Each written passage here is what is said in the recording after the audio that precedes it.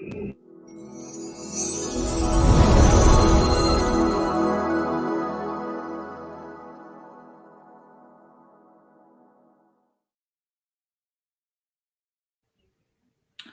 ladies and gentlemen, welcome once again to On Demand HR's HR Fridays. My name is Clint. I'm the Managing Director of On Demand HR.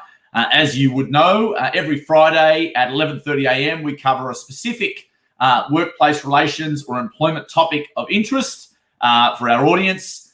Good to have some viewers on today listening to the broadcast and watching us live here on Fridays. Please let us know any future topics of interest you'd like us to present on. We'll be more than happy to put something together to suit the masses. Please also let us know any questions you've got about today's presentation. Happy to answer them on the fly and talk about these certain things. This whole HR Friday segment has been put together around providing advice to clients, which is reality and with a real understanding of risk. What we certainly don't want to do in these segments is provide you with scare tactics or reasons to do things which simply aren't true. We're trying to give you practical and pragmatic advice about WR and employment-related topics. For more information about On Demand HR, visit www.ondemandhr.com.au. So without further ado, let's get into today's HR Fridays topic. So today's HR Fridays subject is going to be work, health and safety during COVID-19. Let us know your questions throughout the session and we will answer them on the spot. I'd love to introduce a great friend and fantastic business partner of On Demand HR, and that is Matthew Counsel from Altius Group, who's going to be our lead presenter on this great topic of work, health and safety today. Good morning, Matthew. Morning, Clint. Thanks for having me on. Very kind introduction. Great to have you with us. And look, I'd love to really get stuck into this whole work, health and safety topic. As you know, we're obviously very general in terms of our advice to clients on work, health and safety. And obviously we look to you with Altius Group for some specific knowledge and obviously services around that type of work. So I'd like to sort of start with a few questions on this. And I wanted to begin with really just for you to give us some insight into what do you think that businesses are most concerned about at the moment from a work, health and safety perspective? Yeah, no worries. It's been a big year. And in terms of businesses, they're probably concerned about a lot of things at the moment. And for a while their safety was probably, incredibly front of mind, at the same time being pushed into the background. With the impact of COVID-19, basically business as we knew it sort of came to a grinding halt. A lot of businesses then really went into emergency management protection mode and started looking at business continuity, and we found that businesses were not really focused on the traditional elements of safety that they were looking at. But at the same time, without them really realizing it, they were actually incredibly focused on safety and concerned about COVID-19 and the impact it was having on their business. So it's been a very interesting year in that respect. Currently, we're certainly seeing a lot of businesses return to the new normal, and it's not the new normal, it is what it is. But I think businesses are starting to, at least in most states, open up, start to operate again and starting to learn to operate with that significant risk that is COVID-19. So in them coming back to business and a bit of back to normality, we're seeing an increased focus on work health safety. And the shift has certainly moved from the traditional element of safety, which was forklifts, traffic management, construction lift, risk falling from heights, to the biggest risk in 2020, which is COVID-19 and mental health. So businesses certainly come back, but there's a new focus in that element of safety. Yeah, that's great, Matt, and thanks for your insight on sort of some of these recent attitudes and trends in respect to work health and safety. What sort of tips or what sort of work health and safety tips do you have for our audience today and the sorts of things that businesses should be looking to put in place, now or into the near future? Yeah, definitely. The biggest tip is just to make a start on it. So many clients, when I get out there and meet with them and start to ask around what their safety systems look like, do they have things in place? A bit sheepishly, a lot of clients are turning around saying that no, they don't have the right systems in place. And a lot of, particularly in that small to medium business owner space, they're experts in what they do. They've started this business, it's their baby, they've been growing it, and a lot of the time the business has started to grow and get bigger. But the back of house things, HR, safety, they tend to get left behind a little bit. And it sort of comes from that culture of, well, I know how to keep myself safe, and I trained Joe, and now he knows how to be safe, and he trained Sam, and they've passed that folklore through the company, and it's just the way that things are, and it's just the way that they do them. Yeah. My biggest tip at the moment is, from a compliance point of view, from a new risk point of view with COVID-19, probably start to try and get some of that down on paper. Actually map out what your risks are in the business and make sure that you've got a plan. If I can sort of embellish, I actually had a meeting with a client yesterday, and it just shows that it's not only the safety risks that are evolving and changing, but it's also the business landscape and the way that we're operating is changing as well. Traditionally, this guy's business is they design and manufacture homewares and small gifts, and then they distribute those around the company. So his traditional risks, he had a warehouse, forklifts, heavy lifting, pallets, and he had a safety system that was completely compliant and documented around those risks.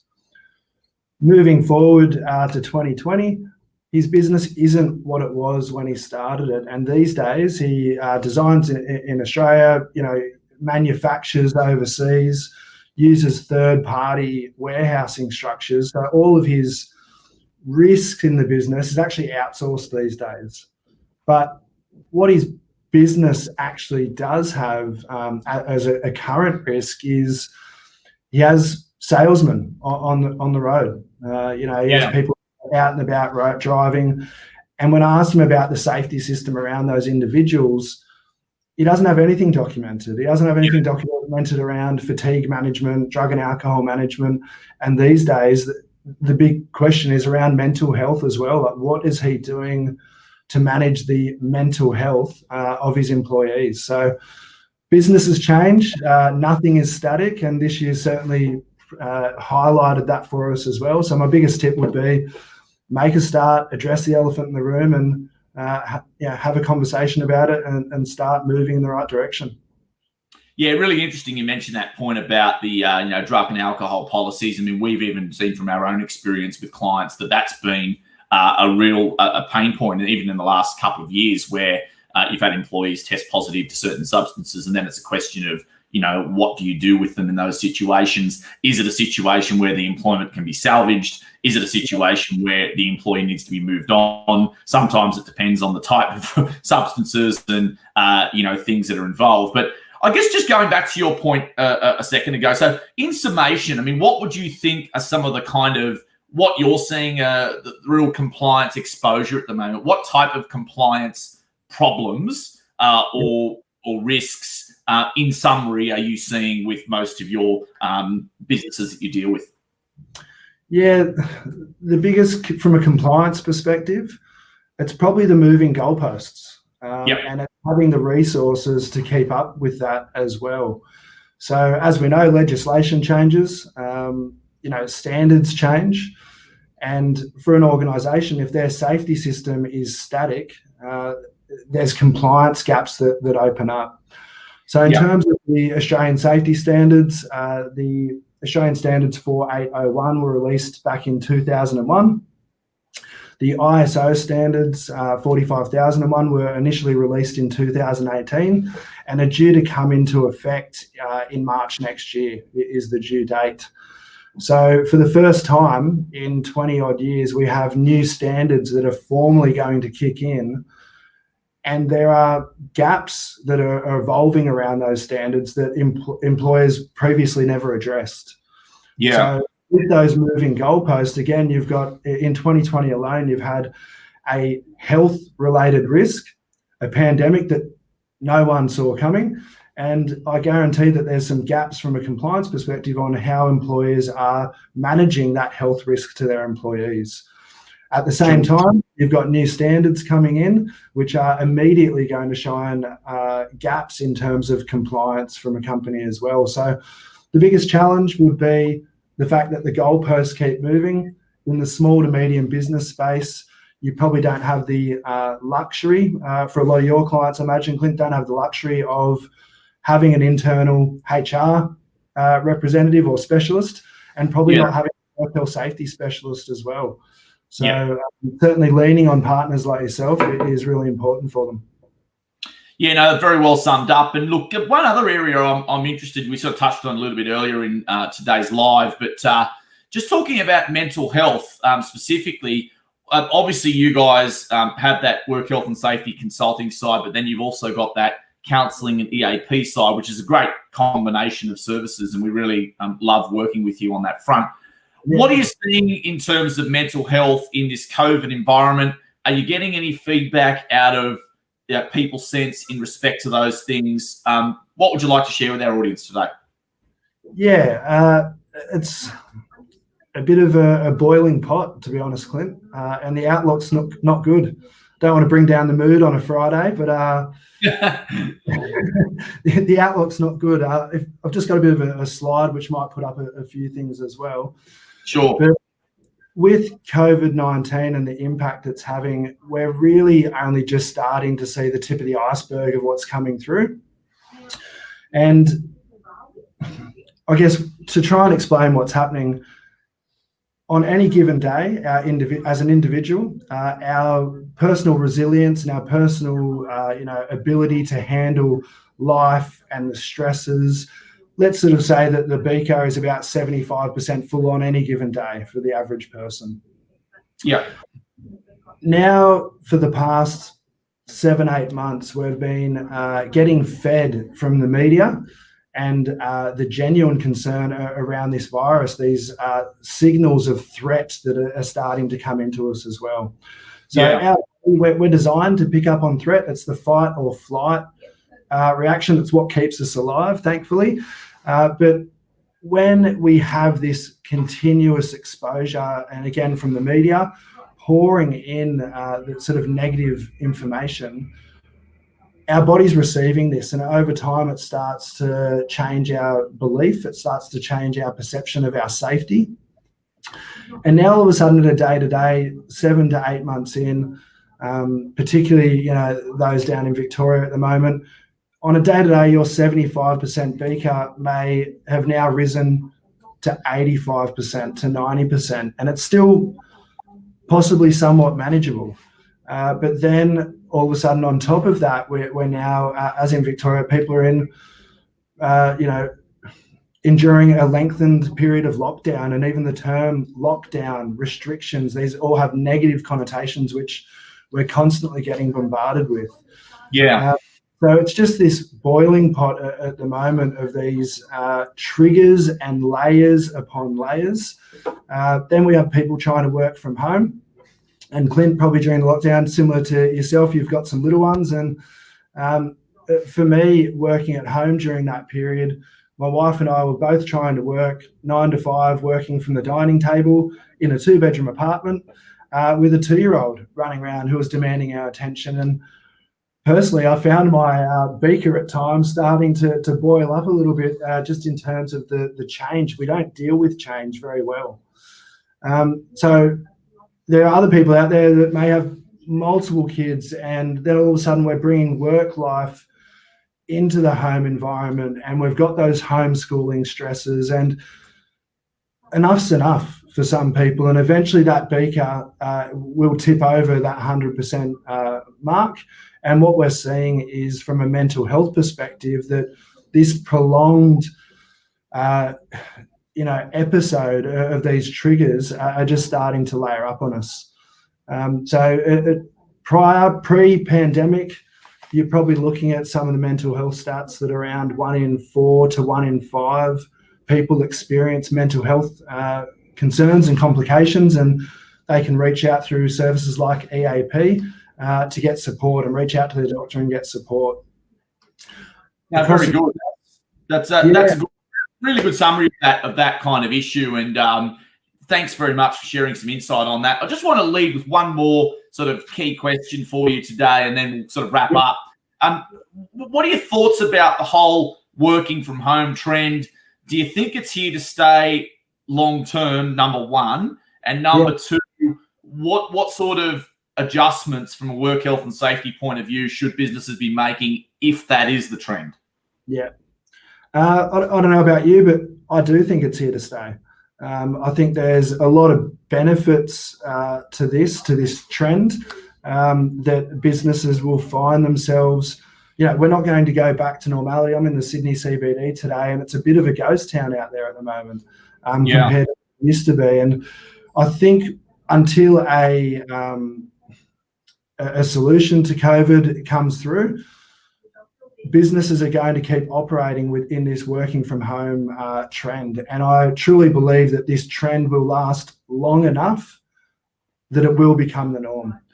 You'll certainly have businesses with an old school mindset that will say, no, we're in the offices and things like that. But I think a lot of businesses will adapt. They'll look at their facilities, their resourcing, and they'll actually encourage working from home. So from a safety perspective, as an employer, your work environment is no longer the four walls of the office. It extends to the home environment as well. So you certainly need to be looking after the physical aspects at home. But as I mentioned, those home environments aren't without their triggers and risk. And I truly believe there's a big shift and an important shift towards well-being and mental health. We really need to be looking after the person holistically if we're going to look after safety in the future. Yeah. No, that's fantastic, Matt. And look, obviously, in these times, businesses obviously were under a lot of pressure to compete with so many priorities. And look, with work health and safety, whilst for the average, business in this environment, they may not think it's a huge priority. The one thing we are seeing is that obviously with people's incomes being at threat, there is your legitimate and your non-legitimate workers' comp claims that have come out of that. We've certainly seen that firsthand. And I'd like to just sort of give you one last sort of point, Matt, just to explain to our audience. So we've obviously worked with you about conducting a gap analysis as a kind of a review of a business's work health and safety kind of current circumstances, if you like. Do you want to just very briefly explain that as a closing point in today's session? Yeah, certainly. So what is a gap analysis? Basically, we'll be coming out and reviewing your safety systems. So that your safety system is how your company manages and supports safety. Typically, it might look like the documented policies and procedures that you have that help you comply with legislation, but also keep your people safe. So we'll actually come out, we'll review your policies and procedures against the current standards, against best practice, but then also have a look at how you are implementing those in the workplace. So it's not just a point of reviewing documents. It's about seeing how you are putting those in practice and are there any gaps that we can recommend. From a work health safety psychological risk point of view, there's a lot of room for improvement for organisations. As I said, we're certainly moving from that traditional physical safety concept of forklifts, trips, slips, falls, manual handling. The biggest risk going forward is what I mentioned. I think it's around mental health and well-being. So there's likely to be some gaps there, and we'd certainly love to be speaking to you about it and supporting your people and keeping everyone safe and well. Yeah, it's interesting that last point about mental health. We did a bit of research on this ourselves at On Demand HR last year, and whilst mental health typically of the overall percentage was not a huge percentage of the total amount of claims, one thing that we noticed was that I think it was mental health claims cost in terms of claims costs were either 3 or 4 times higher than your average claims cost. And that's really interesting when you think about the nature of some other injuries that do happen at work. But I'd just like to close off today's session just by talking to all of our viewers today with, look, the one takeout from today is to certainly, if work health and safety is on your mind, please get in touch with us here at On Demand HR, and we can coordinate with Matthew Counsel from Altius Group in relation to conducting a gap analysis. So for those who are looking or considering doing something like that, visit our On Demand HR website, www.ondemandhr.com.au. Just finally, Matthew Counsel, look, thank you so much for giving up your time today for our segment here on HR Fridays. Thanks for your wonderful insight into work health and safety. We look forward to continuing to work with you with various different clients that we have. Mate, you enjoy your weekend, and we look forward to having you back on this segment sometime again in the future. Thanks, Clint. It's a great segment, and thanks for having me on. Thanks once again, Matt, and thank you very much to our audience. For those who missed it live, you can certainly watch this on a replay, and let us know of any future topics that are of interest to you, and we'll be more than happy to present them. And from Clint Drell here, Managing Director of On Demand HR, and Matthew Counsel, it's goodbye for now. Thanks, Clint.